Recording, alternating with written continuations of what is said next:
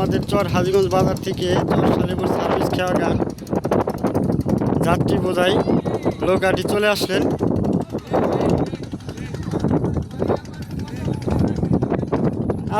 আসি চলে আসছেন আমাদের সার্ভিস খেয়াঘাটে। তাই যারা যারা এই খেয়াঘাট দিয়ে পার হবেন সবাই চলে আসবেন সার্ভিস খেয়াঘাটে। ভিডিওটি পাইবেন আমাদের ইউটিউব চ্যানেলে, সবাই সাবস্ক্রাইব করে দিবেন, লাইক কমেন্ট শেয়ার করে দেবেন। ভাইরাল আব্দুর রহিমের সাথে থাকবেন সবাই। ধন্যবাদ সবাইকে, আল্লাহ হাফিজ।